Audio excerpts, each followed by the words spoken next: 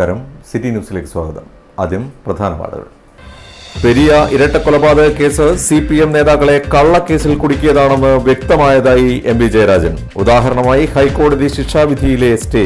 കോടതി വിധി കോൺഗ്രസിനും ചില മാധ്യമങ്ങൾക്കും തിരിച്ചടിയെന്നും MP ജയരാജൻ.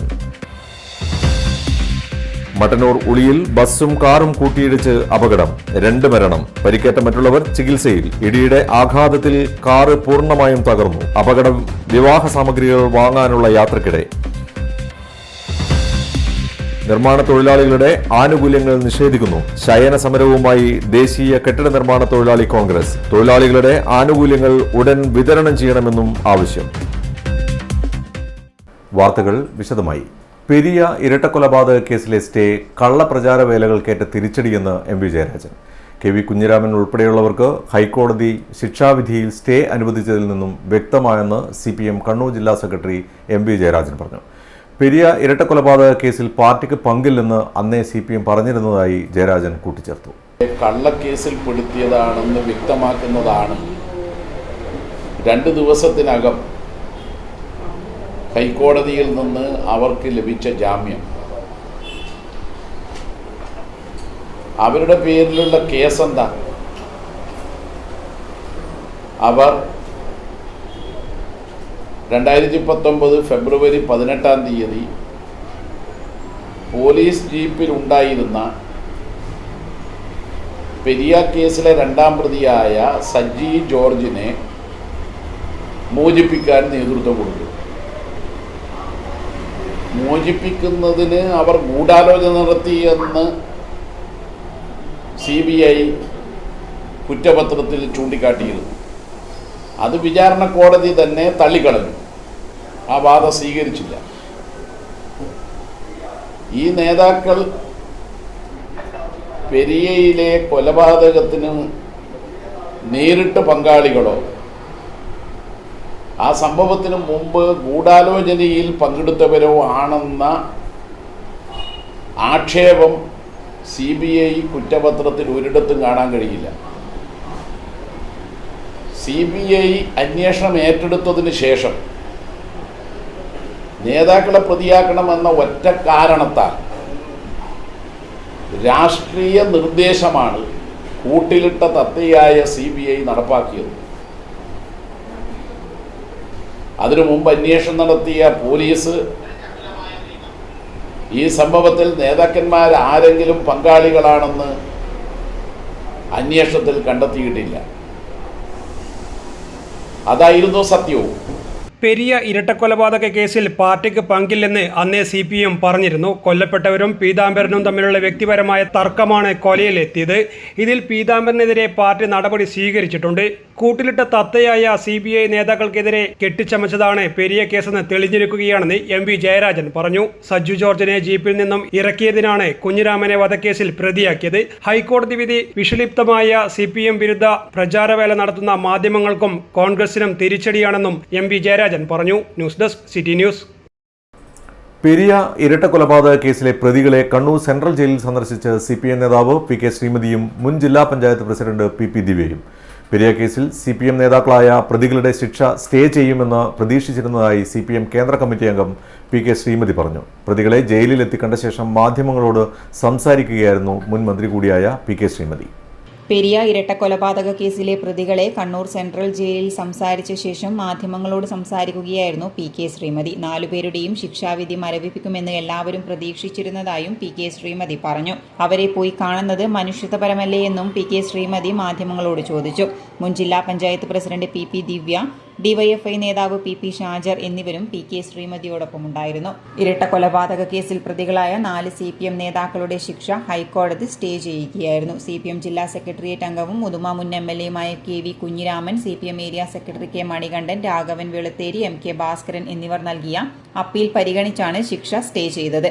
ജസ്റ്റിസുമാരായ PB സുരേഷ് കുമാർ, ജോബിൻ സെബാസ്റ്റ്യൻ എന്നിവർ ഉൾപ്പെട്ട ഡിവിഷൻ ബെഞ്ചാണ് അപ്പീലുകൾ പരിഗണിച്ചത്.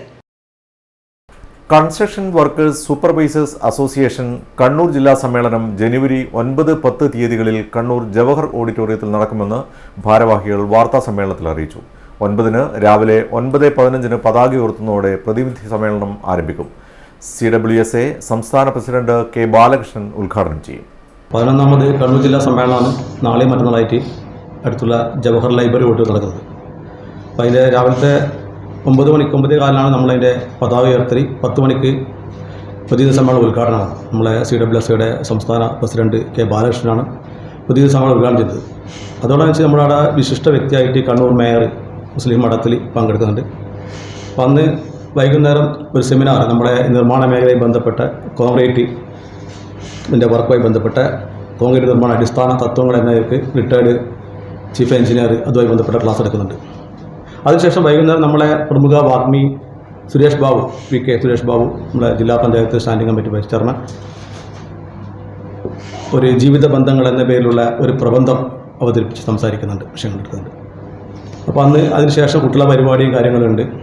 ഇപ്പോൾ സംഘടനാ നടപടിമായ മറ്റ് പല വിഷയങ്ങളുണ്ട്. കാരണം ഇന്ന് നിർമ്മാണ മേഖല അനുഭവിക്കുന്ന പ്രശ്നങ്ങൾ നമുക്കെല്ലാം അറിയാം. പൊതുവേ ഇന്ന് വർക്ക് വളരെ കുറവാണ്. അത് പല കാരണങ്ങൾ കൊണ്ട് ഉള്ളൊരവസ്ഥയാണ് ഇന്നുള്ളത്. അപ്പോൾ ഇത്രയും കാര്യങ്ങളും കൂടി നമ്മൾ ചർച്ച ചെയ്യുന്ന ഒരു അവസ്ഥയാണ് ഈ സമ്മേളനം നടക്കുന്നത്.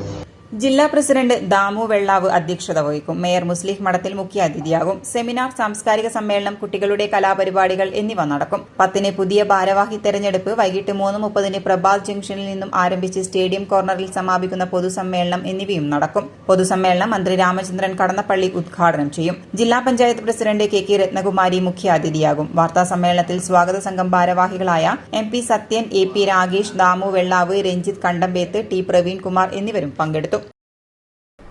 Echur Panniyot Safdar Hashmi arts and sports ക്ലബിന്റെ ആഭിമുഖ്യത്തിൽ സഫ്ദർ ഹാഷ്മി അനുസ്മരണ ദിനം ആചരിച്ചു.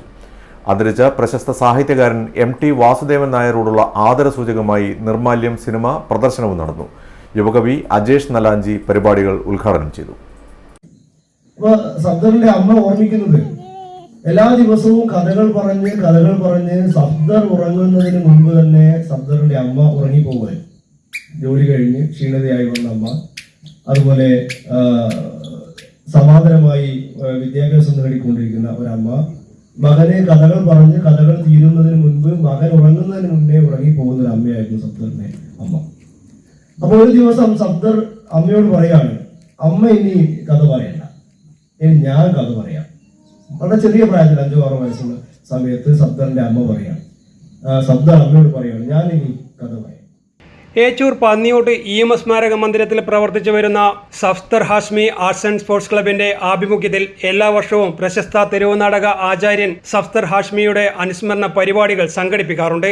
ഇത്തവണ നടന്ന അനുസ്മരണ പരിപാടിയോടൊപ്പം അന്തരിച്ച പ്രശസ്ത സാഹിത്യകാരൻ MT വാസുദേവൻ നായരോടുള്ള ആദരസൂചകമായി MT സംവിധാനം നിർവഹിച്ച നിർമാല്യം സിനിമയുടെ പ്രദർശനവും നടന്നു.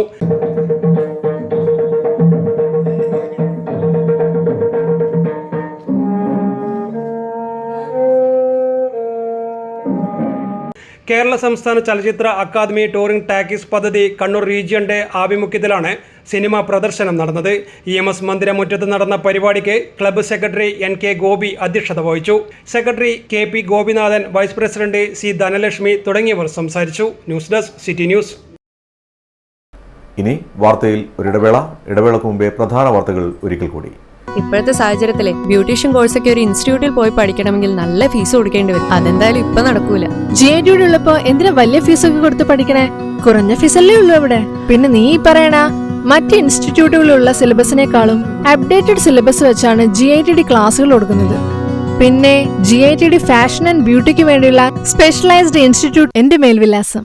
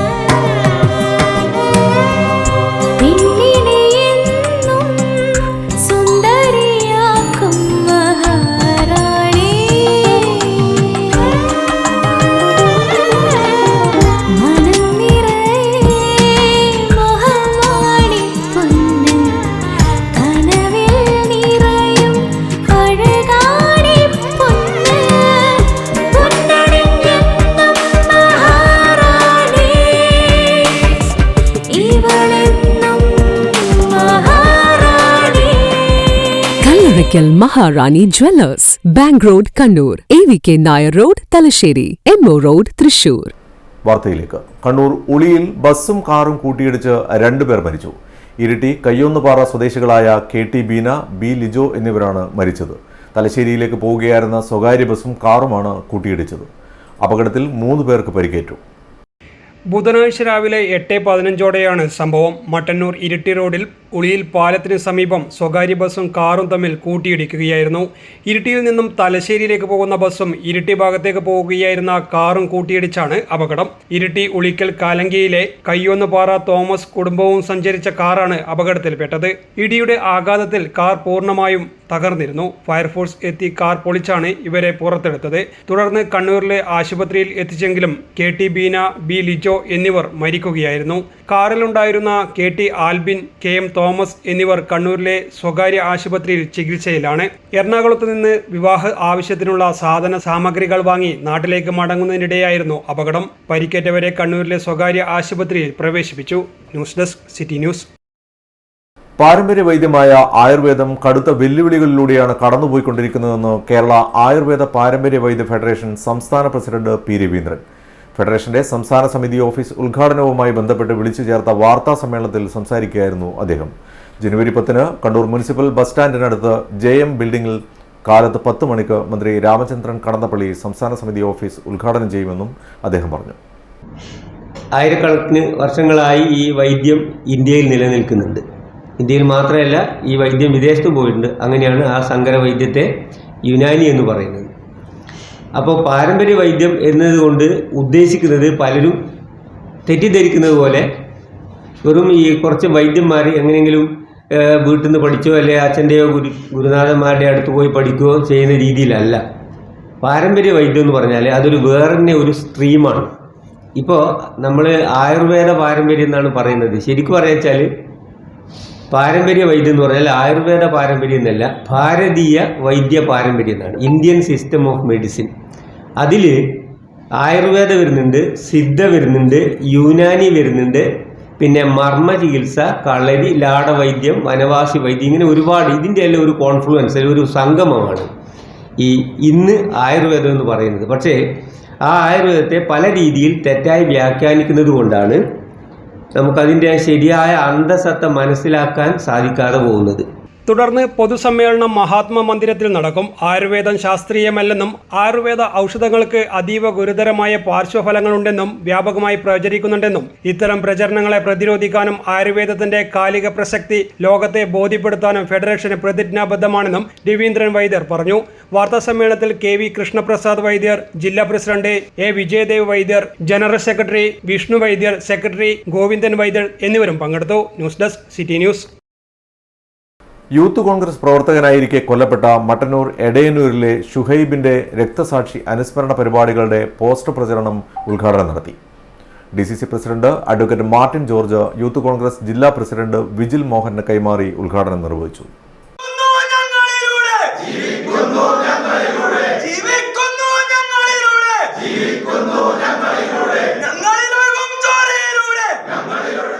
സംസ്ഥാന vice president VK Shibina, general സെക്രട്ടറിമാരായ മുഹമ്മദ് പാറയിൽ, VP അബ്ദുൾ റഷീദ്, രാഹുൽ വെച്ചിലോട്ട്, റോബർട്ട് വെള്ളാമ്പള്ളി, ജില്ലാ vice president advocate Ashwin Sudhakaran, Mahitha Mohan, Farsin Majeed, Sudheesh Vellachal, Mithun Maroli, Vijith Neelancheri തുടങ്ങിയവർ സംബന്ധിച്ചു. News desk city news.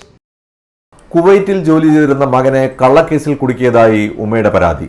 3 വർഷത്തെ എംപ്ലോയ്മെന്റ് കോൺട്രാക്റ്റിൽ ജോലി ചെയ്തു വരികയായിരുന്ന മകനെ സ്ഥാപന ഉടമ തന്നെയാണ് കള്ളക്കേസിൽ കുടുക്കിയതായി ഉമ്മ ആമിന പറയുന്നത്.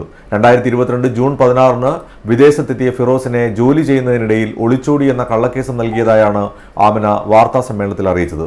മോചിപ്പിക്കുന്നതുമായി ബന്ധപ്പെട്ട് MP-ക്കും കണ്ണൂർ സിറ്റി പോലീസ് കമ്മീഷണർക്കും പരാതി നൽകുമെന്നും ആമിന പറഞ്ഞു. ഞാൻ എൻ്റെ മോൻ്റെ വിവരം പറയാൻ പറഞ്ഞത്. എൻ്റെ മോൻ്റെ സങ്കടം. കുവൈത്തിൽ ഒരു മെട്രോ എന്ന് പറഞ്ഞ കമ്പനിയിൽ പെട്ടിട്ടുള്ളത്. ഒരു മോനെ ജയിക്കാൻ വിടുന്നില്ല.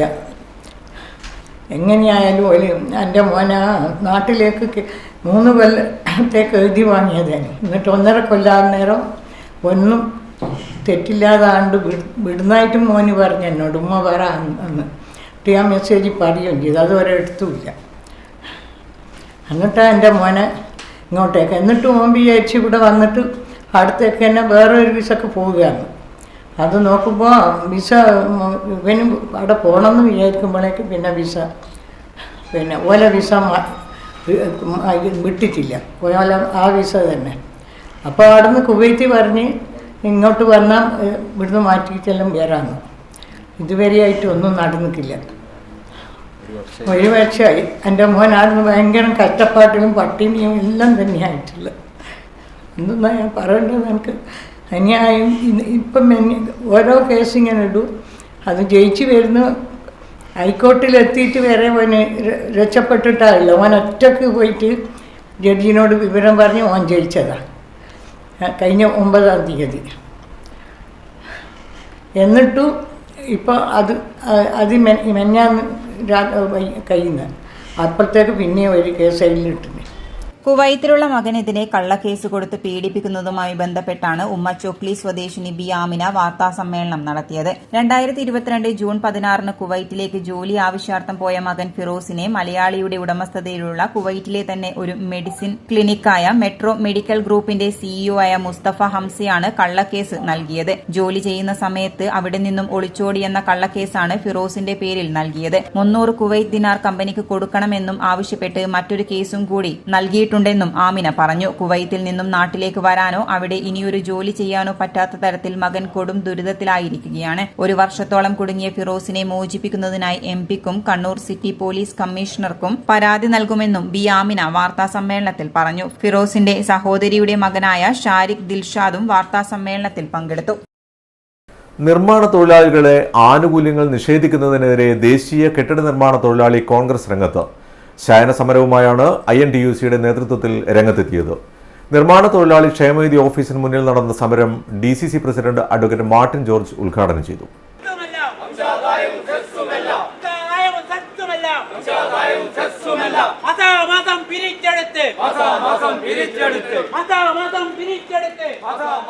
കെട്ടിട നിർമ്മാണ തൊഴിലാളി ക്ഷേമനിധിയിൽ അംഗങ്ങളായുള്ള തൊഴിലാളികളുടെ കുടിശ്ശികയായിട്ടുള്ള ആനുകൂല്യങ്ങൾ ഉടൻ വിതരണം ചെയ്യുക. 3 ലക്ഷത്തിലേറെ വരുന്ന പെൻഷൻകാരുടെ കുടിശ്ശികയായ പെൻഷൻ ഉടൻ വിതരണം ചെയ്യുക. തദ്ദേശ സ്വയംഭരണ സ്ഥാപനങ്ങൾ മുഖേന പിരിച്ചെടുക്കുന്ന കെട്ടിട സെസ് ക്ഷേമനിധി ബോർഡിൽ തിരിച്ചടവുണ്ടെന്ന് ഉറപ്പുവരുത്തുക തുടങ്ങിയ ആവശ്യങ്ങൾ ഉന്നയിച്ചാണ് ശയന സമരം നടത്തിയത്.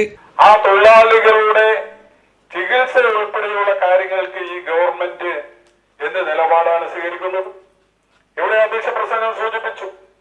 ഇവിടെ മന്ത്രിമാരായാലും MLA-മാരായാലും ഉൾപ്പെടെയുള്ള നേതാക്കന്മാർ അവരുടെ ഭരണതലത്തിൽ ഇരിക്കുന്നവർ അവരുടെ ചികിത്സയും അവരുടെ കാര്യങ്ങളും ഒക്കെ വളരെ ഭദ്രമായി ചെലവഴിച്ചുകൊണ്ട് ഗവൺമെന്റിൽ നിന്നും എഴുതിയെടുക്കുന്ന ഒരു സാഹചര്യത്തിൽ സാധാരണക്കാരായ തൊഴിലാളികൾ അവരുടെ ആനുകൂല്യങ്ങളും അവരുടെ അവകാശങ്ങളും പിടിച്ചുവെക്കുന്ന ഒരു സമീപനം ഈ ഗവൺമെന്റ് സ്വീകരിച്ചുകൊണ്ടിരിക്കുകയാണ് എന്ന് നമുക്ക് കാണാൻ വേണ്ടി സാധിക്കുക.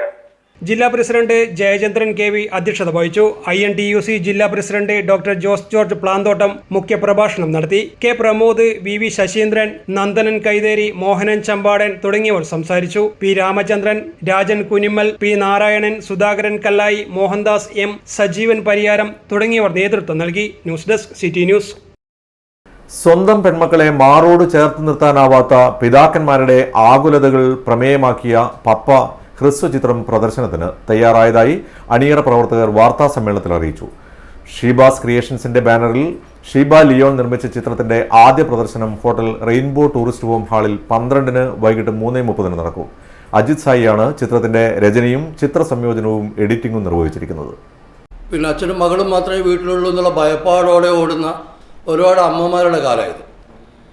പക്ഷേ ഇതിൽ ഏതൊക്കെയോ ചില അച്ഛന്മാർ ആയിരിക്കും ഇങ്ങനെയുള്ള മോശമായി പ്രവൃത്തി ചെയ്തിട്ടുണ്ടാകും. പക്ഷേ അതിന് മേലെ അതുകൊണ്ട് തന്നെ ഇവിടെ എല്ലാ അച്ഛന്മാരും എല്ലാ പപ്പന്മാരും ഒരുതരം സംശയത്തിൻ്റെ പ്രതിക്കൂട്ടിൽ ഇങ്ങനെ നിൽക്കേണ്ടി വരുന്നൊരവസ്ഥയുണ്ട്. അപ്പോൾ ഈ സിനിമ പറയുന്നത് അത് തന്നെയാണ്. സ്വന്തം മകളെ ഞങ്ങൾ സമർപ്പിച്ചിട്ടുള്ളത് സ്വന്തം പെൺകുഞ്ഞിനെ ഒന്ന് ചേർത്ത് പിടിക്കാനാവാത്ത പപ്പമാർക്ക് ആണ് ഈ സിനിമ സമർപ്പിച്ചിട്ടുള്ളത്. ഇതിൻ്റെ ക്യാമറ ചെയ്തിട്ടുള്ളത് വിനോദ് മേലൂരാണ്. ഇത് പ്രൊഡ്യൂസ് ചെയ്ത് നമുക്ക് ഏറ്റവും കൂടുതൽ നന്ദി പറയാനുള്ളത് നമ്മുടെ പ്രൊഡ്യൂസർ ഷീബ മാമിനോടാണ്. ഈ ഒരു സബ്ജക്റ്റ് പറഞ്ഞപ്പോൾ തന്നെ അവരത് വളരെ സന്തോഷത്തോടെ ഇത് ചെയ്യാമെന്ന് പറഞ്ഞു. വിനോജ് മേലൂർ ക്യാമറയും മോഹനൻ പാലയാട് പശ്ചാത്തല സംഗീതവും നിർവഹിച്ച ഹ്രസ്വ ചിത്രത്തിന് 7 മിനിറ്റ് ദൈർഘ്യമുണ്ട്. വാർത്താ ചാനലുകളും നവമാധ്യമങ്ങളും ആഘോഷമാക്കുന്ന കെട്ട വാർത്തകളാൽ തന്റെ ഭർത്താവിനെ പോലും സംശയദൃഷ്ടിയോടെ വീക്ഷിക്കേണ്ടി വരുന്ന അമ്മയുടെ വേഷം ഹൈജിയാണ് ചിത്രത്തിൽ ചെയ്തിരിക്കുന്നത്. പപ്പയോട് ചേർന്നിരിക്കാൻ ആഗ്രഹിക്കുമ്പോഴും അമ്മയുടെ ആജ്ഞകളെ അനുസരിക്കേണ്ടി വരുന്ന ചിന്നുമോളായി അഭിനയിക്കുന്നത് റിമ്മിയാണ്. സംശയത്തിന്റെ പ്രതിക്കൂട്ടിൽ നിൽക്കേണ്ടി വരികയും സ്വന്തം മകളെ ഒന്ന് ചേർത്ത് പിടിക്കാൻ പോലും ആവാതെ എങ്ങോട്ടോ യാത്ര പോകുന്ന പപ്പ എന്ന കഥാപാത്രത്തിന് ജീവൻ നൽകി പകർന്നാടിയത് സൽജിത്താണ്. കേരളത്തിലെ ഹതഭാഗ്യരായ എല്ലാ പിതാക്കന്മാർക്കും ഈ ചിത്രം സമർപ്പിക്കുന്നതായി അണിയറ പ്രവർത്തകർ പറഞ്ഞു. വാർത്താസമ്മേളനത്തിൽ സംവിധായകൻ അജിത് സായി, നിർമ്മാതാവ് ഷീബ ലിയോൺ, നടൻ സൽജിത്ത്, ക്യാമറാമാൻ വിനോജ് മേലൂർ എന്നിവരും പങ്കെടുത്തു. പൂവത്തൂർ ശ്രീ മഹാവിഷ്ണു ക്ഷേത്രം കൊടിയേറ്റ മഹോത്സവത്തിന്റെ ഭാഗമായി കൊടിയേറ്റ് നടന്നു. ബ്രഹ്മശ്രീ കരുമാരത്തിലത്ത് വാസുദേവൻ നമ്പൂതിരിപ്പാടിന്റെ മുഖ്യ കാർമ്മികത്വത്തിലായിരുന്നു ചടങ്ങുകൾ. വാദ്യാഘോഷം, കേളി, തായമ്പക, ഭജന, ആധ്യാത്മിക പഠന ക്ലാസ്, വ്യാഴാഴ്ച വൈകുന്നേരം 7 തിടമ്പ് നൃത്തം, വെള്ളിയാഴ്ച രാവിലെ വിവിധ പൂജകൾ, 10 ഉത്സവ ബലി, രാത്രി പഞ്ചവാദ്യം, മേളം, തിടമ്പ് നൃത്തം, ശനിയാഴ്ച രാവിലെ 10 ഓട്ടം തുള്ളൽ, ഞായറാഴ്ച ആറാട്ട്, കൊടിയിറക്കൽ, ഭക്തിഗാനമേള, ആറാട്ട് സദ്യ, ഉത്സവ സമാപനം എന്നിവയും 14 പൂവത്തൂരമ്മയ്ക്ക് മകര പൊങ്കാല സമർപ്പണവും നടക്കും.